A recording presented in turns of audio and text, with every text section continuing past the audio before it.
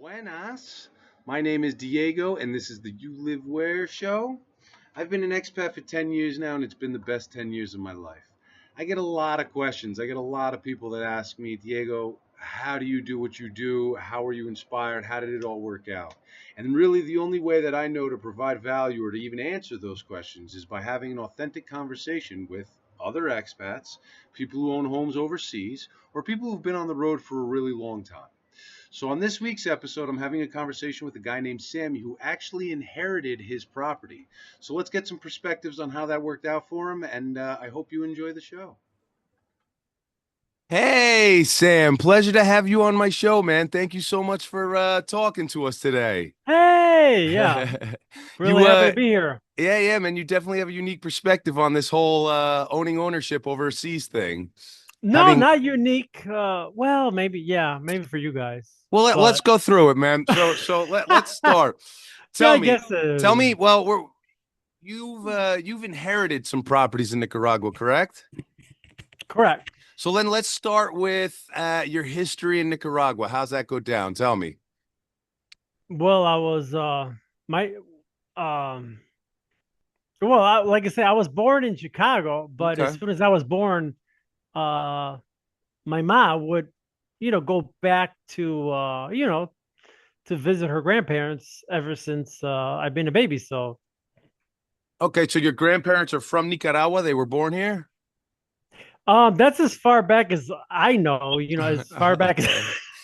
that's as far back as I know my family tree. But my grandparents, three of my grandparents are born and raised where still where still where the house is located, which is Los Madrigales, uh, Okay. in, which is a comarca or barrio, the neighborhood of Nindiri, Masaya. Nindiri, So Mansaya. Okay. All right. yeah, That's not far. That's so right outside of Managua. That's not that far outside the major city. oh yeah, just to help people that don't know, like all around the world, if you want to go on Google Maps or most maps in Nicaragua, just put down Pizza Hut Ticuantepe, and the other landmark near me is the zoo, Zoológico Nacional, Okay, right the off of National Carretera Zoo. Masaya. That's like 10 y medio, por ahí. Okay, I got you. Exactly. All Yeah, right. Yeah, that's yeah, yeah. my neighbor. That's my And neighborhood. that's where That's your the hood. that's where your grandparents grew up. Yeah. And Okay. yeah, before the I heard my grandparents one of my grandparents are from the north, el norte de before Esteli, before that area, and then he Okay. emigrated down. Yeah. Okay. Okay. And then did your mom decide to move to the United States? No, it was the other way around. It was my father's family. I I don't know all the details. Okay. We're talking about like 70 years, right? Yeah, okay, I'm with you. No, I know that it could get a little murky, man, but it's all right. It's Yeah, cool. so from what I understood, my father's family, well, I don't know if it matters, but one of my only grandfather, he comes from a long time ago from the 1920s. He emigrated from Palestine, believe it or not. Okay. So he emigrated, and then he married a Nicaraguan local, which is my grandma on my Okay. father's side, uh, Doña Dominga, and then they had a bunch of kids. And back then, everybody had like a huge family of brothers and sisters, not Yeah. like Yeah. nowadays. Yeah, yeah, Like yeah. wow, yeah. So we see that in my father's side and my mother's side. Everybody had a bunch of kids, which is kind of cool. Had a lot of aunts and uncles Okay. to. Yeah, it was kind of nice. It was nice. You had aunts and uncles and a huge library of cousins. But yeah, my father's side. So at my father's side, then my father was born and a bunch of brothers, and I don't know how, but one of the brothers, um, I think in that epoch, the United States was pretty relaxed with immigration. So they were La Embajada de Estados Unidos, the U.S. Embassy. They said like, hey, if you want to come to United States, uh, the the the um, the requisitos, the requirements were pretty low if you want to go. So one of the brothers was a very, I guess, ambitious brother. So he said, Okay. hey, I'm going to go. So that brother went, and it worked out for him. He took his wife afterwards, and then they bought a house. And then afterwards, they bought a the house was large enough that it had several apartments. So then that's when they told my father, which was single at the time, hey, bro, we got a apartment that's available. So would you like to come? And And this is the Papa said, apartment in ED. no, this is the apartment here in Chicago. Oh, okay, okay. And that's how you guys ended up in Chicago. Yeah, exactly. So the brother, which is my uncle, Your and then the uncle, right, uncle, right. yeah, then he opened a bedroom for my father, and then he started living there. And then a few years later, not a few years later, like several years later, in between my brother and uncles, they always anybody that's in Chicago at the time, and it's even to this day. I mean, all of us we always emigrate back to Nicaragua to visit family, right? Okay. Normal, Yeah, yeah. normal. So in one of those trips, I just found this out recently before my mother passed away, but she told me. I don't know if it matters to you guys, but this is kind of funny. On one of those trips that my father was going back home to visit his parents, right? And the uncles and brothers and sisters and cousins, right? Anyway, my ma just recently broke up with a boyfriend because she found the boyfriend at the time was cheating on him with a new girlfriend or whatever. So she broke up with him, so she was available, and then it was just right time, right place scenario that my father was in country at the time, and then my mom, like everybody in the barrio, it's like a very small community. Everybody, there's no privacy. Everybody knows. Even today, it's like that. Yeah, There's yeah. no privacy. Everybody knows who's coming, who's in the barrio, and especially if you're out of country, when you come, there's no way that you're gonna, there's no way you're gonna land at the airport. Nobody's gonna know about it. Everybody knows about it. So, so yeah, yeah. So just a coincidence that my father was arriving, on vacation, and then my mom was available at the time, and said, hey, está bueno. So she told one of her cousins, my cousins, hey, send message to my father like, hey, like I'm interested. So your mother snipered your father, basically. That's cool, Yeah. man. That's how it's Well, that's done. weird because no, it's not. I mean, nowadays we're told to like we're gotta like, the Man, Nicaragua has very confident women. This is one of the countries in the world where it's they have confidence women. So yeah, yeah, it's it's not unheard it's for a woman to go after a guy here and catch him. So yeah, that's how your it's parents met.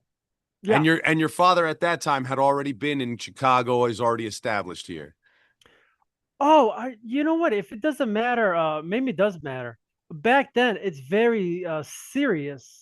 The courtship and the relationship phase. Sure. Yeah. So, my mom told me my grandfather, Papito Jose, he was super jealous. Like he doesn't want any dude coming, uh, coming after his daughter. So it was like nobody would dare approach the house to just to even see one of the sisters. Everybody had to go in like in hiding. So I did notice that's one of the reasons my mother picked my father because at that time my father also was a farmer of good reputation in the area. So she knew that picking him it was going to be a safe bet that the relationship was going to be approved by both households. Okay. And then after they met, they moved to Chicago and then you were born? Yeah, exactly. Okay. All Exactly. right. So you were born in Chicago. Yep. And so you're obviously family coming back to visit and everything, but so you grew a fascination with Nicaragua though at a young age, huh? You enjoy it here. You enjoyed the experience. Uh, for the most part, I mean, like I say, Nicaragua has its problems, and let's be clear, that has nothing to do with the government or the politics. It's just culture in general. It's Oh yeah, you got to be you got growing up in Chicago, it's definitely a lot different there than it is here, right? I mean, what do you guys got yeah. better pizza and better house music? Right. And Nicaragua, I don't know how to explain it. You got to be a little, you got to be a little streetwise. Some kids pick it up right away, and other people's like me. It took a while to It took you a catch. while to get adjusted to the place. Yeah, yeah, yeah. Because Nicaragua, you're forced to be a little streetwise, Okay. and here in Chicago, sometimes, but not necessarily. I guess I mean, where you live in Chicago, but I mean, I live in Chicago, but it wasn't so bad for me. So I didn't learn the streetwise stuff until more when I was going to Nicaragua. Yeah, yeah, All right. Okay. Now let's so your parents own a home in Nindiri, right? That's what you were saying? yeah. By inheritance. Well, no, They they have that house and then they left it to you. correct. Yeah. Okay. And you're the sole caretaker of that property? Well, I mean, if I, I mean, legally, I don't know how to say this. When my mother passed away, I just have a brother. Okay. So my brother says, I can do whatever I want with the property. So So he because didn't want anything to do with it. no, it's not that. No, he asked me what do I want to do, and he just follows my lead because I'm firstborn and he's secondborn. Oh, so you're older. Yeah. So Okay. in Nicaragua, some families, even nowadays, they see the firstborn as head of household and head of family and basically the godfather. Mhm. Even though we don't call it that, but Okay. el So padrino, El but Padrino. So did you so you decided to keep the properties though when they gave them to you, right? well, yeah, of course. Well, I'm a little bit different than my brother, and see, it's kind of weird to see a lot of Nicaraguans. Not a lot. I don't know what's the statistics, but some Nicaraguans when they're born and raised in the United States or in other parts of the country, usually they're Canada. We're talking about Canada, United States, and Europe. There's a bunch of Nicaraguans there too. So you lose a disconnection, or there is no I don't know. In Spanish we would say no hay amor para el país de paternal. There's no love for the country where your parents and your grandparents are from. There's like a disconnection between family trees and family bloodlines. Like you see in those history books, it's it's it's still kind of like that, but nobody really talks about it. But I feel like that. It's not nobody taught me, nobody told me. I just feel like that's what I need to do. You know, Is keep the hell property. hell or high water, no matter what's going on in Nicaragua. That's You how I see it. you feel that you Yeah, should keep the property. yeah. For it's just the right thing to do. Right? So Yeah, so that's how you I see keep it. the property in the family because it's been a family property for so long, essentially. Yeah, exactly. Yeah. Okay, all right. Yeah. With accepting this property, with inheriting this property, what burdens have come with it, man? What has been difficult to deal with? Yeah, I remember you asked me that off air, and to be honest with you, maybe you never heard this answer, but I want to give la gloria everybody behind me, which is my grandparents and my parents and my cousins, because they did all the heavy lifting. My bloodline, my family tree did all the heavy lifting, including my grandparents, my parents, and my cousins. They did all the heavy lifting. So yeah, it's just not fair. I don't want to give credit. I want to give credit where credit is due. I mean, I'm just a caretaker. I just inherit, and I don't. To be honest with you, I don't feel worthy for the inheritance. I'm just a caretaker. And I never want anybody to think that you know that like some of the expats, like you want to go out there and you start from scratch. I didn't do that. I was just the opposite. Every Well, it was but it that's the was all point, laid man. out. That's why I want to hear about your experience of it. Yeah, You know it's what I mean? different. It's Yeah, it's yeah, yeah. different. It So absolutely is. So yeah. when you inherited this property, what's the hardest thing now? With the day that somebody came along and said, you know what, Sam, you're gonna get this lot. What was the first thing that ran through your head negatively? What was the first thing that you were like, oh shit, I gotta deal with this now? Or was it just, oh hey, this is awesome? What was the first thing you dealt with when they handed it to you?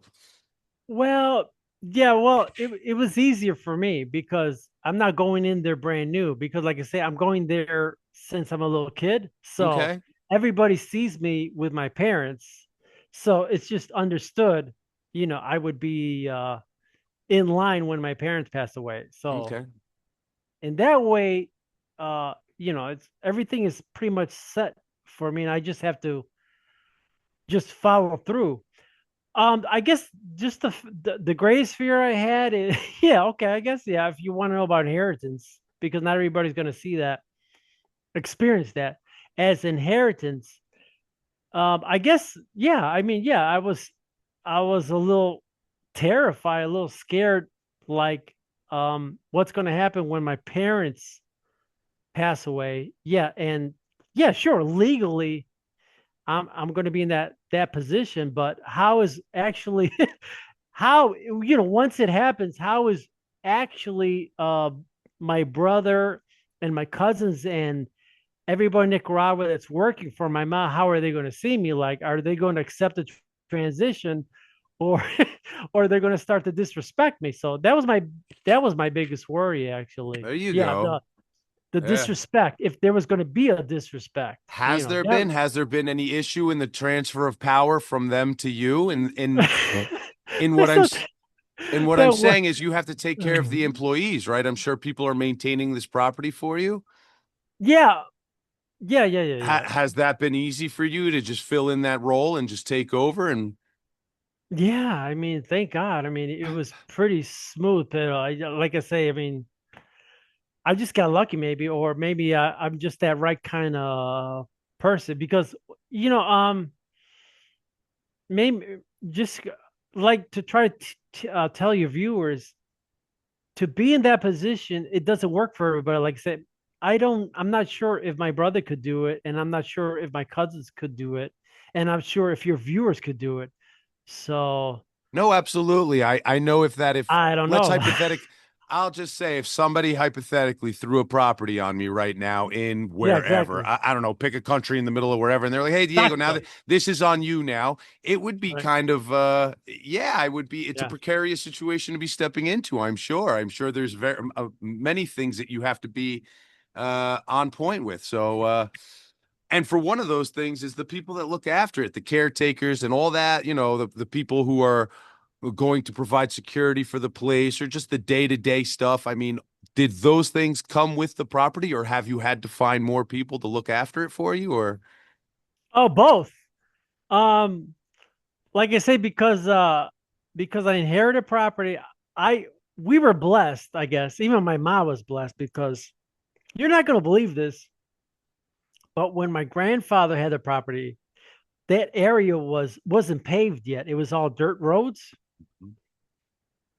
Okay. So back then, my grandparents, both my grandparents were farmers. So that whole area, it looked like Indiana. It was just like farm. It was just like corn. You would, that's awesome. you're laughing. You're laughing. I like that. No, I swear to God. No, but this was better than Indiana because that whole area was pretty cool. It was just corn land one way, and then there was like acres of frijoles, beans of the Nicaraguan style, which is, oh my God, there's no better bean than the Nicaraguan bean. I don't know what species that is. That red bean, the Nicaragua.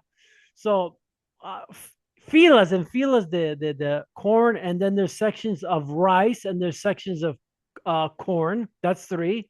Ikema, platanos, plantains. That was number four, and cocos was five. Coconuts. Yeah, my father, both of my grandparents had that. That was just a staple, and so there was always an excess. So the excess was some of it was sold or given away to the workers, and then the rest, if there was still excess, they would throw them on carts, and then they would take it to Managua, to the mercado, to sell them. You know, that was Okay. like that for the longest time. How So yeah. in dealing with caretakers or finding people to look after the property, Oh yeah, yeah, yeah. has that been So hard for you to find? no, we were lucky. Well, my mom was lucky too. One of the one of the farm workers that worked for Papito said, my grandparent. Yeah, he was a little kid. He was working for my grandfather. So, when he passed away, of course, that stopped, his employment stopped with him. And then later, years later, my mom needed a caretaker, and then I don't know how, but he knew about, well, maybe they always stay in contact. And then he said, "Hey, I can do the caretaking for you. I mean, I used to work for your father." So Ma said, "Yeah, obviously, yeah, come on Excellent. board." Excellent. Yeah. So when my mom passed away, he was still working for my mom. So I told him, "Yeah, I mean, you know what I mean? It's like like inheritance." So I told him, "Yeah, if you work for my father and for my mother, then you have to stay with me." Okay. Okay. So yeah, Is it a so lot of we land? Is it a brick of land? You were describing it. It might be, sounds like it might be big. Is it big? well, the house, the quinta where it's located, it's half an acre, and the finca, which is further in, is about like 2 acres, Okay. 2 or 3 acres. Yeah, Okay. and I do have plans for that, but if you're interested. Well, hold on. And let me ask you a question. When everything was given to you, right? When everything was left to you, was that a process easy? Was it legally, it was all good? It was easy. Everything just fell to you appropriately. There was no fight or struggle with anything. Um, no, well, like I say, I mean, you don't really know until it really happens, Okay. because this is not a Nicaraguan thing, but it happens in any Latin American country. So, when the parents pass away, then all the brothers and sisters swarm, and there's like fighting. Well, that's why I was asking. Did that happen in your case or no? No, No. Excellent. Okay. All right. yeah, it was kind of yeah, it's not normal. Don't compare my experience. Well, everybody That's has their gonna own. No, everybody has their experience. That's why I'm only asking about yours. Yeah, so How? mine was a very easy transition since I was firstborn. I just told my brother, said, "Hey, bro, are you cool? I'm firstborn. Can I handle the property?" And my brother said, "Yeah, yeah, what do you think is best? I will support it." Okay. So that's what it is. Yeah. That's awesome. So you got full support from your brother in this. Yeah, I mean, sometimes, when we were little kids, I never really appreciate my brother, but yeah, I mean, he's like number one, you know. Yeah. Awesome. Good, good, Yeah. good.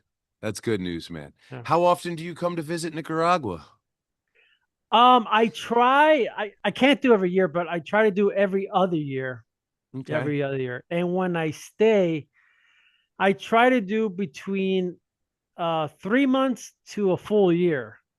But I feel terrible not to stay longer, because when I'm down there, everybody wants me to stay longer, including not only my family, but even a few expats that I talk to every once in a while. They want me to stay there because they're trying to get down there, so we can get together. So Yeah, all right.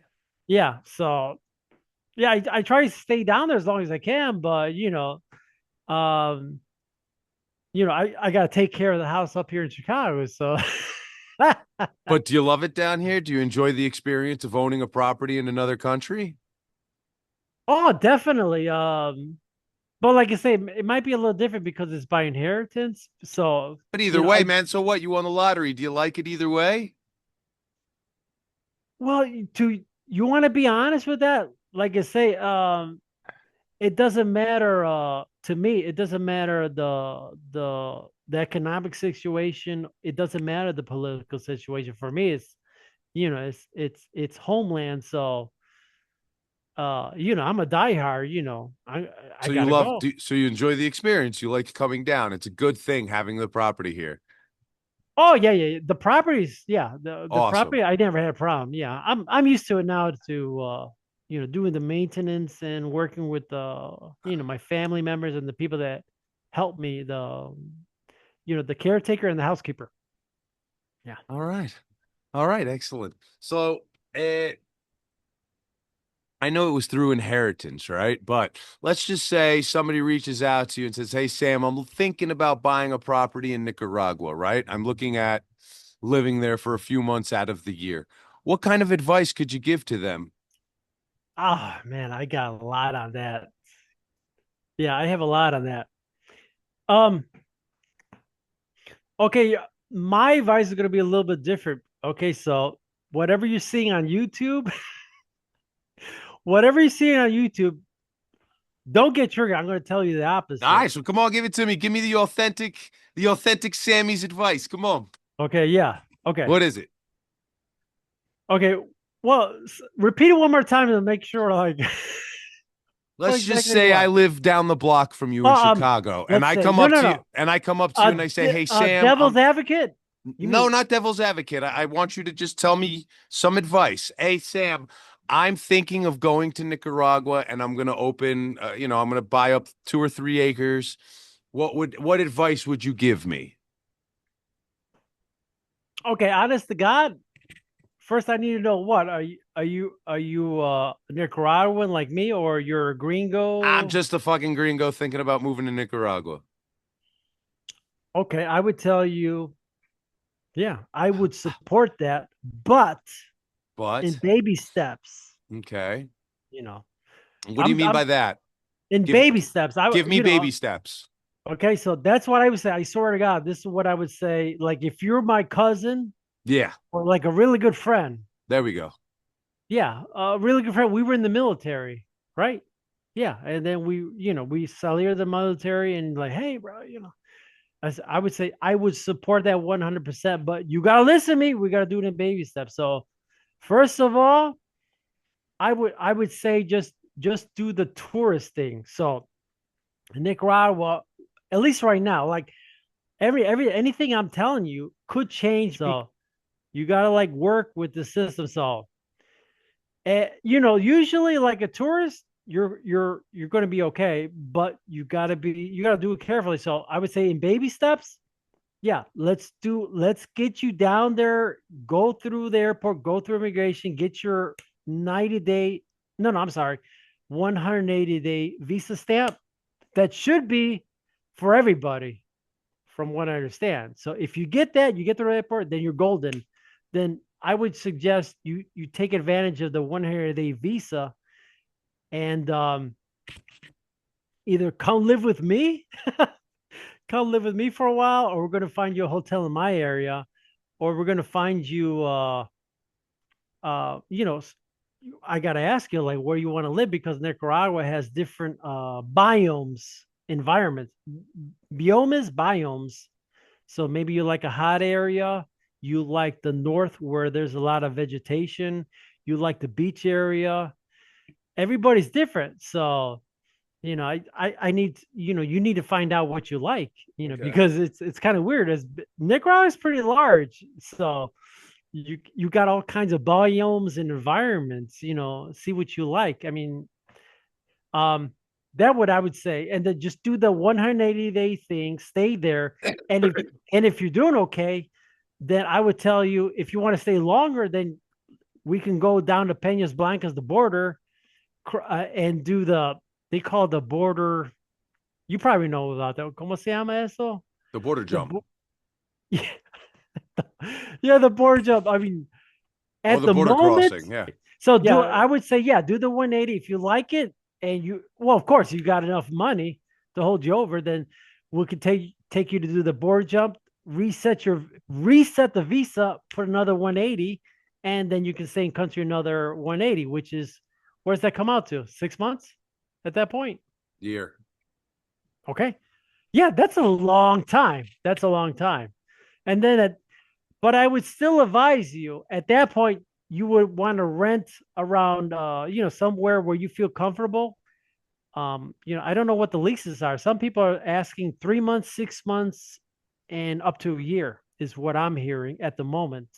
But hey, and this pays, you can convince people, whatever. So, um, that's what I would advise.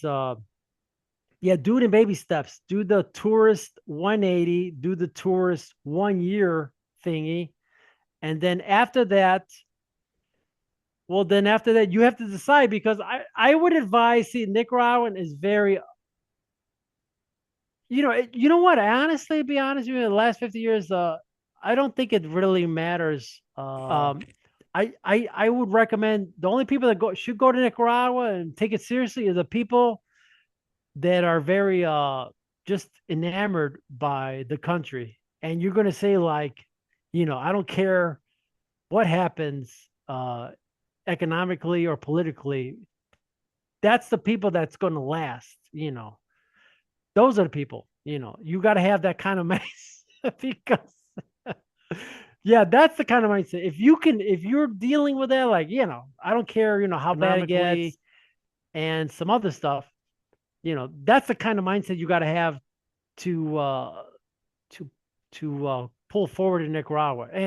But like I said, I would support that. But yeah, I would say you need some hand holding to get you started. And yeah, like me or maybe like you and some a few other hand people that's locally want to like put that time and love into you to make sure you're going to be okay. I just want everybody to have a positive experience.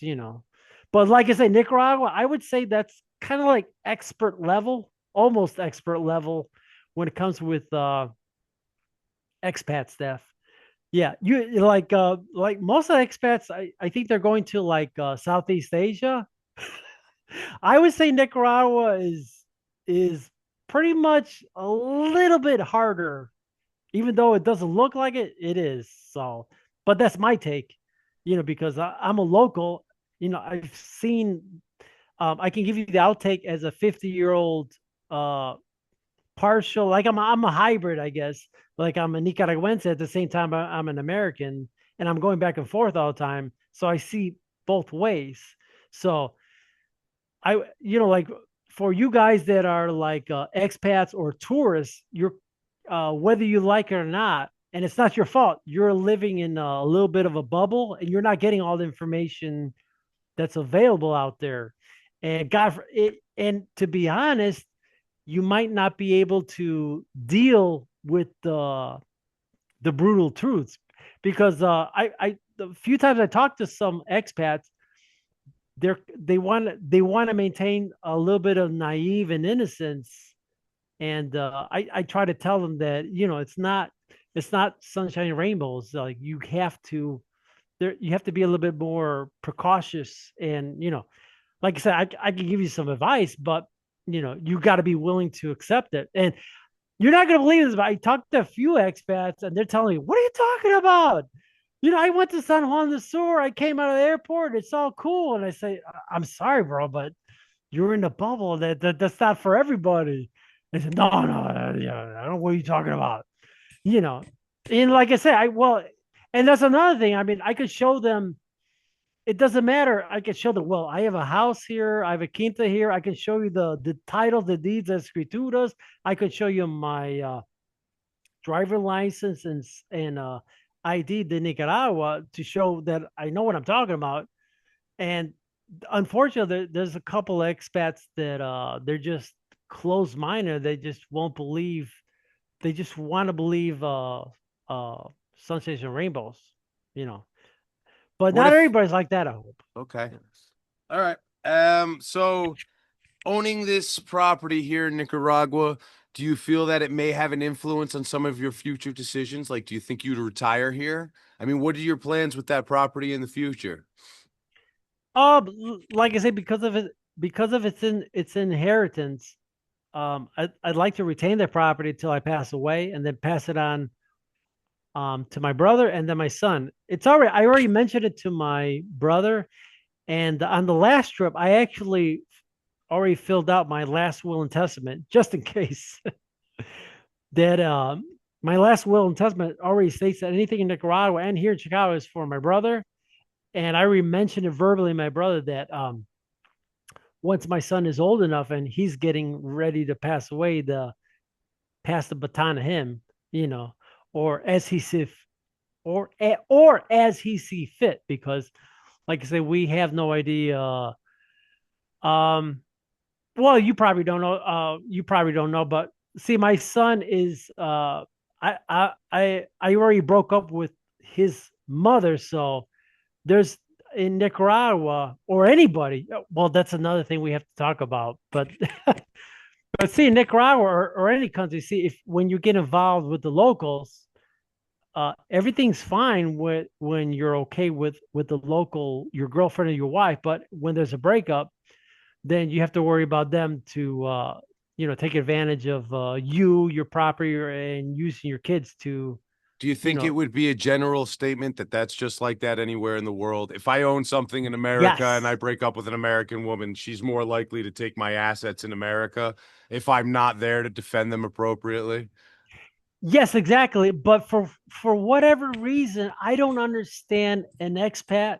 Well, maybe you don't know, but I've seen a lot of expat videos from all over for all over the world, that from the United States and Europeans in general, and I don't understand what's going on. But as it when you invest in another country, when it comes to property and property, whether you like it or not, most of the property is tied to wives and girlfriends. It shouldn't be like that.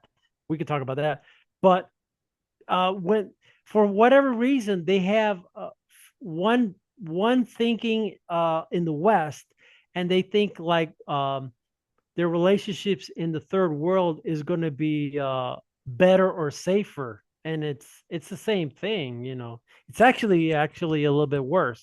Like in my case, I don't have to worry because the property is in my name because of my parents and grandparents. So but you guys are not going to have that advantage. Like, I can cohabitate with a local Nicaraguan, and when the relationship ends, hey, ya de tiempo, it's time for you to go. And life normally there's no problem, but you guys are not going to have that.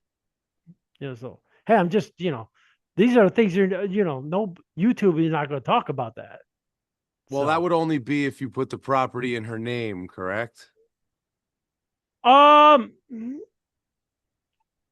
no, I mean, this is in Nicaragua. There's all, well, we're just talking about just a bunch of scenarios. The same scenarios that are happening in expats in other countries can happen exactly in Nicaragua. So if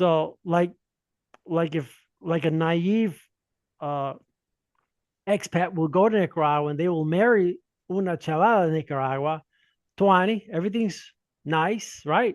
And then she tells you, well, hey, I'm going to inherit a piece of property on my grandparents or parents' land. And then you build a house on her land. Well, guess what? When the relationship is over, you're out and she's in with, Well, with or without your kids. I my personal advice in that manner would just be like have the paperwork in your name. Don't put it in your girlfriend's name, or just make sure that everything is in your own personal name. Because yeah, that could happen anywhere. If you buy a car in a woman's name anywhere in the world and you fight with her, you're gonna lose that car. Um, so yeah. All right. So again, do you have any plans to use the property here other than just passing it along, or is that's it? Um, well, yeah, I mean, Um, I don't know how many years I'm going to still be alive, but my idea was from here on out. Now that I'm the head of household, or the Godfather, I guess, el padrino. In Nicaragua, we don't we actually the word in Nicaragua is called el jefe. Have you ever heard that word, el jefe?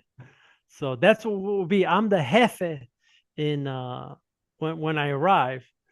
So my plan, yeah, but that's kind of weird about you guys want to do a B&B.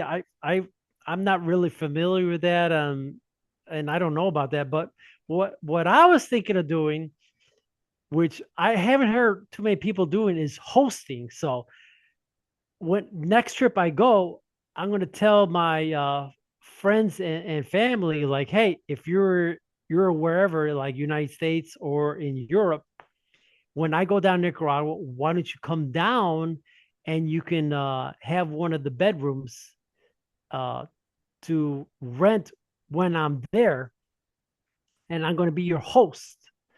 I'm going to be your liaison. I'm going to be your wingman. I'm going to be your guide. I'm going to be your host. So that's what I was thinking would be. It would be better for everybody because I can keep an eye on the property that you guys are not going to destroy it. Because things can get a little bit crazy, like if there's nobody there.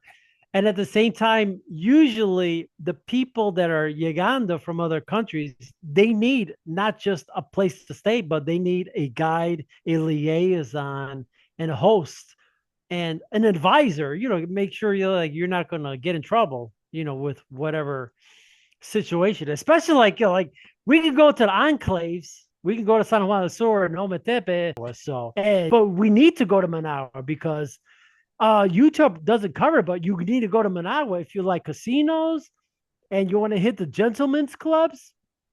You know, that's what Managua is for. But you need a liaison, you need a wayman, you need a guy to like make sure um to do that. So, and I haven't heard anybody do talk about that. So that's what I'm thinking. That's what I'm thinking.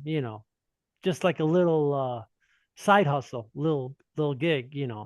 Okay. But like yeah, that's kind of my idea. So Something a little that's different. so that's where you see yourself with the future of the properties, just being a host to other people. Well, yeah. Well, no, that's just part of it. And then what I've been doing all my life is I like exploring the country. I haven't seen the whole country. It's actually pretty large, even though it does.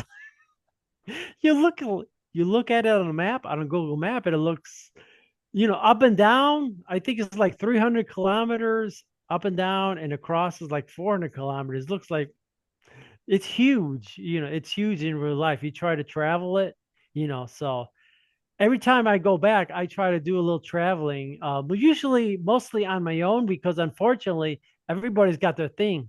Everybody's occupied.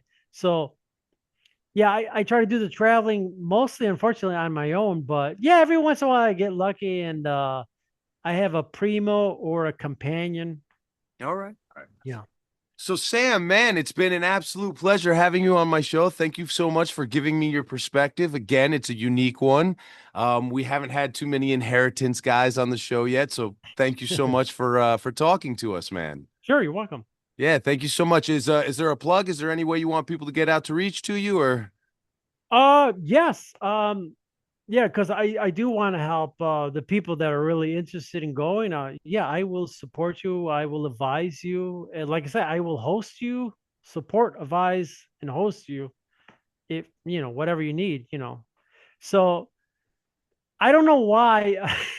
I don't know why it turned out, but if you do a Google search or a YouTube search, I don't know why, but it works. If you put down Mr. Sammy, Mrsammy space, and you put Suzuki. Mr. Sammy as one word and Suzuki, either in the Google search or YouTube search, I will pull up. Excellent, man. I'll also put your contact Yeah. info right in the comments if anybody Yeah, wants to reach out to you, man. And thank you so much, brother. sure, Thank no you. problem. Wow, Sammy, man, that was awesome, dude. Thank you so much for all that information. I wish you nothing but positivity, man. That was really cool. For my viewers at home, if there's any questions that you want me to ask some of my future guests, just type it in the comments, give me a like and follow, and I hope to see you in 2 weeks.